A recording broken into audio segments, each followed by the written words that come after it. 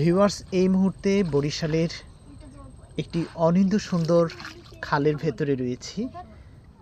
এই যে খালটি দেখছেন, এটি আসলে সন্ধ্যা নদী থেকে এই একটু করো, একদম লেগে যাচ্ছে গাছের সাথে। এই খালটি মূলত সন্ধ্যা নদী থেকে এসেছে। এটি বরিশালের স্বরূপকাঠি এলাকার। এই যে তোমাদের এই গ্রামটার নাম জানি কি বলছিলা? অলঙ্কার কাঠি। তো এটা হচ্ছে অলঙ্কার কাঠির একটি খাল। এই যে দুই খালের মাঝখানে কিন্তু প্রচুর পরিমাণ গাছগাছালি দেখা যাচ্ছে। এই যে দেখেন একটি আমড়া গাছ, কি পরিমাণ আমড়া রয়েছে এখানটায়, প্রচুর আমড়া দেখা যাচ্ছে। একটু গাছটার কাছে যাও তো, দেখায় আমড়াগুলো। ওই যে সামনের গাছটা রয়েছে, থোকা থোকা আমড়া ধরে আছে। অসম্ভব সুন্দর একটা ভিউ। এই যে দেখেন গাছে কি পরিমাণ আমড়া এসেছে, এই যে দেখেন। আসলে ভালো লাগে এইসব জায়গায় ঘুরলে, একদম এত সুন্দর একটি গাছে এত আমড়া।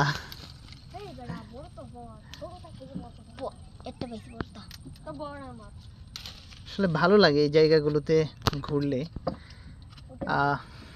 খুবই ভালো লাগছে। এই যে গাছে আমড়া ধরে আছে, সুন্দর খাল, মাঝে মধ্যে মাছও দেখা যায়।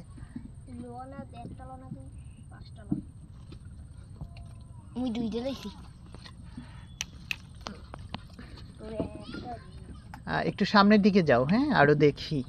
জায়গাটা বেশ সুন্দর। কি পাখি দেখা যাচ্ছে?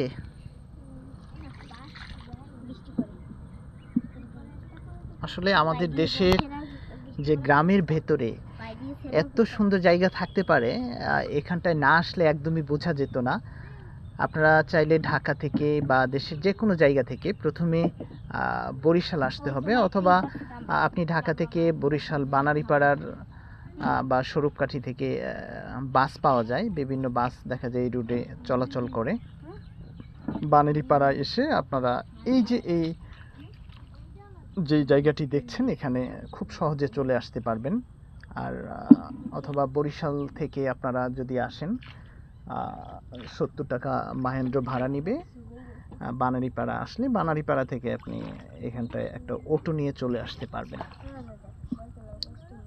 আসলে বাংলাদেশে অনেক গ্রাম রয়েছে, তার মধ্যে আমরা অনেক গ্রাম দেখেছি, কিন্তু আসলে কিছু কিছু গ্রামে এত মায়া রয়েছে। এই যে অলঙ্কার কাঠি গ্রামে ঘুরছি, এত ভালো লাগছে। চারপাশে বিভিন্ন ধরনের ফসলের ক্ষেত, মন মাতানো খাল, নদী সবই রয়েছে সুন্দর এই গ্রামটিতে।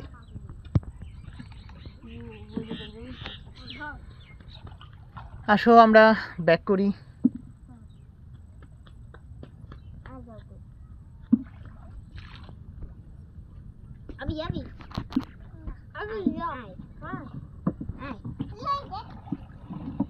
মাছ আছে দেখা যায় প্রচুর, ওই পাশে ওয়াশ করতেছে।